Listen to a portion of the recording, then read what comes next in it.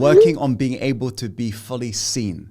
How do I find clear the BS behind the fear response when my survival brain has blanked out a great portion of my life from past trauma? You've got to define what fully seen means. Because last time I checked, somebody who is really, really hiding don't tend to be jumping on Q&As as well as really begin to even talk about being fully seen. In a lot of ways, you are being fully seen in front of all of us right now. And that vulnerability you have is a lot of power. So in a lot of ways, you are right now facing the right direction. So it's important that we firstly remember, just because something is taking time, it doesn't mean it's not happening. You see, when we are on path, when we are on track, when we are actually about to have that harvest day, the mind begins to experience this detrimental impact. And this is the biggest killer of your dreams, healing, as well as your potential. What's the purpose of the survival mind? As in our brain. Is it designed for success? Or is it designed for familiarity? Which one? Is designed for familiarity, aka is designed for comfort. Making sense? Yes or no, by the way? So that means the literal biological programming of the survival brain that we all have got is what? This biology, psychology, is all designed for inaction over action. Hence why procrastination is ever so common in everybody's lives. Is that making sense? And so you'll notice the mind naturally comes up with justifications, yes, as well as reasoning to do with, let me do it tomorrow. Let me stop doing this. Let me quit. How many of you notice how true this really is? You notice the nature of the mind is rationalizing delay. Yes?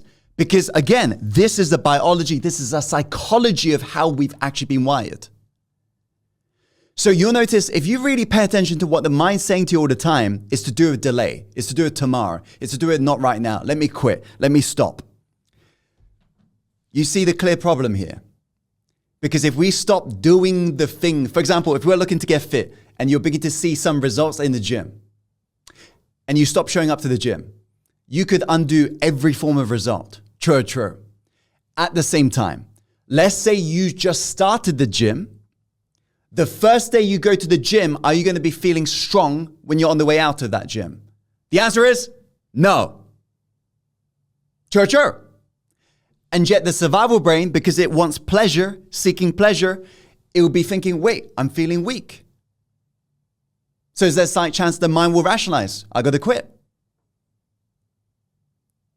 And how true is this even in terms of life change? They say, I'm overwhelmed, and they give up.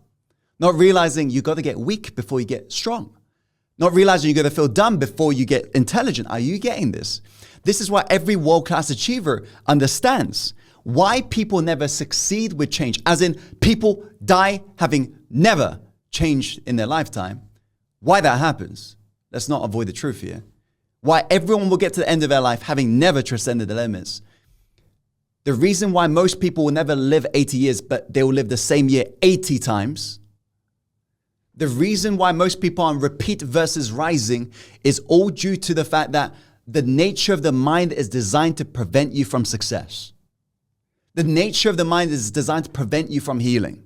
Because think about this real logically, every single one of you. When you agree, the results we want, aka the reward, is a natural byproduct of what? Risk. True. Think about this logically. Without risk, there is no reward. There is no reward without risk. Are you getting this? This is the law of life. Now, what does that mean? If you want the reward of healthier body, you got to risk looking silly in the gym or feeling some pain in the gym on day one. True. If you want to risk financial abundance, right, as in the reward of financial abundance, you got to risk investing money so the bank account balance goes down in hopes that one day the reward comes and it goes up. True. If you want the reward of a healthy relationship, you got to risk opening your heart. You might let in a toxic person. That's a risk. But then it might let in an open-hearted person. Healthier relationship. True. You might get that reward. So you and I know the law of life is very simple. The key to success is very simple. Without risk, there's no reward. But what's the nature of the mind? the mind, is it designed for risk? Is it designed for risk? The answer is no.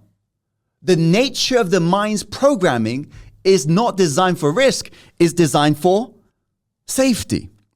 And safety is the opposite of risk. You seeing this, by the way? This is so simple, but once you realize this, this explains why 99% of people never succeed in their lifetime.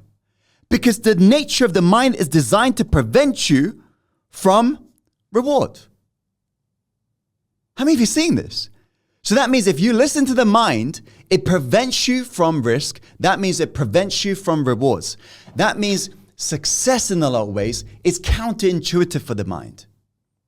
Because why does it make sense for you to continue if nothing is representing results right now?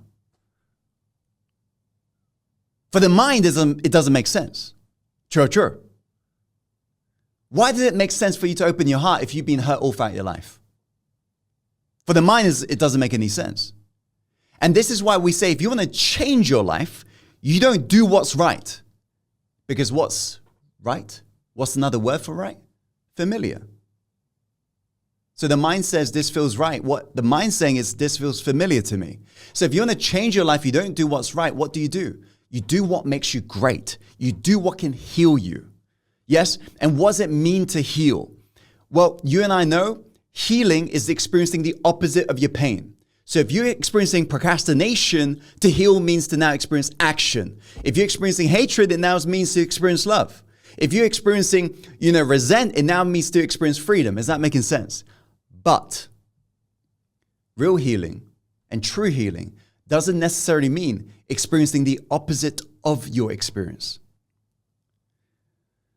Sometimes the most healing proof is you're in the exact same situation, the exact same moment right now, the exact same trigger, but with a drastically new decision. That's proof you're evolving. That's proof you're changing. Are you getting this? How many of you are getting this, by the way? So what's the point I'm trying to get across? In a lot of ways, if we listen to the mind, it will prevent us from risk, meaning it will prevent us from reward. If we want the reward, we have to begin to do things that often feels counterintuitive. We don't do what's right, we do what's great, what will honor you. Because one of the biggest killers that will prevent you from the harvest day is the mind will begin to perceive what's called a lack of momentum. And the mind will say, I am not changing, even though you're showing up.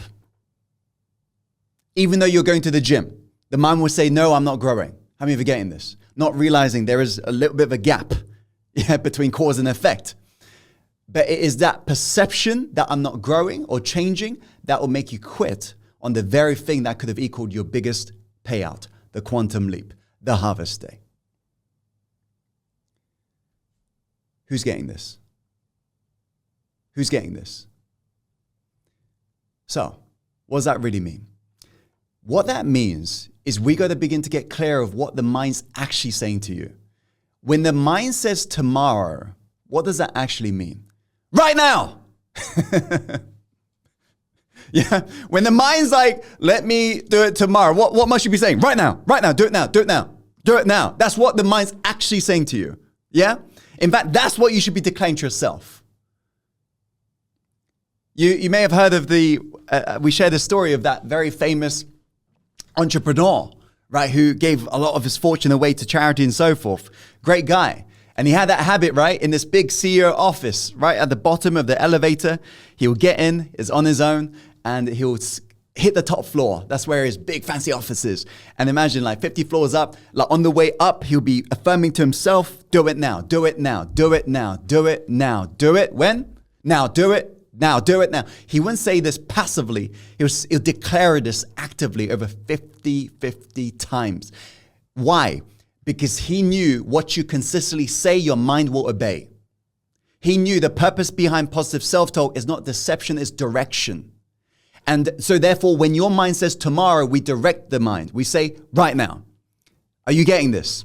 When the mind's like, no, what are you going to begin to say to yourself? Let's go. Right? When the mind says no, it means let's go. And that's important. Ask me why. By the way, is this making sense to you? Yeah? Is this making sense to you? Why does it mean let's go? Because your path towards your highest yes is paved with no's. And what does that mean is your highest visions and goals. You will notice the mind's like, no, not right now. I can't afford this. I can't do this. I can't do this. I can't do this. I can't do this. So the path towards the highest yes is paved with no's. So why we say let's go is because that is the direction that honors you the most. Hence why you're resisting it.